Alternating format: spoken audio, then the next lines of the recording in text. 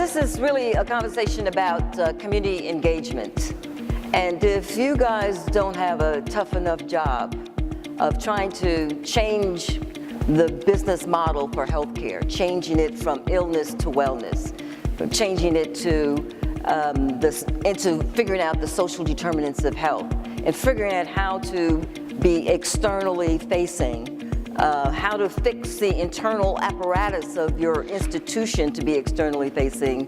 Well, you know, the next piece of this difficult enterprise is how to really effectively engage communities. First, you know, got to get the mindset, you've got to set the goals, you've got to do the internal work, you've got to figure out how to bring all the pieces together to be in the same esprit de corps, and then you've got to figure out how to deliver on the community engagement part. You know, somebody doesn't have to lose in order for somebody to win.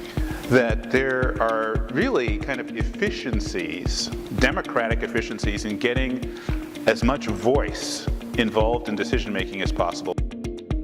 We recognize that actually there's lots of really well-meaning people working in health, and they just want to know, how do we start doing this work? What does it look like tomorrow?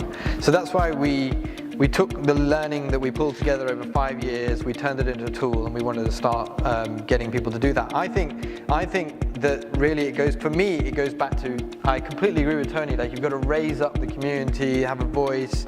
Power should be the primary outcome that you look for. There are some secondary outcomes down the line, such as systems change, policy change that may happen. There is something around how healthcare has to show up differently. And that really matters, I think, when we talk about the value of community voice in health. I think that really, really matters. And that's where your leadership comes into it, is like, how do you go into work tomorrow and start making tiny changes?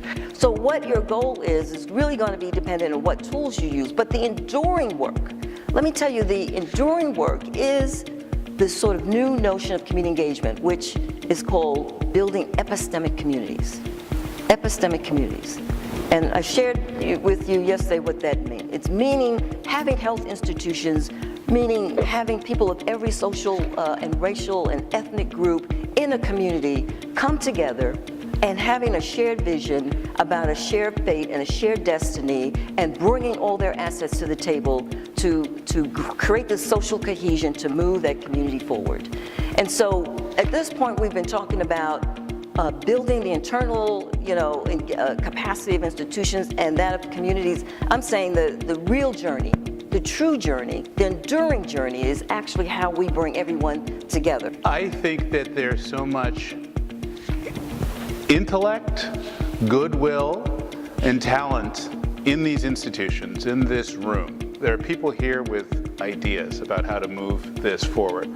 And we used to say at the Public Health Department, Alameda County Public Health Department, we used to say, start where people are and enlist them.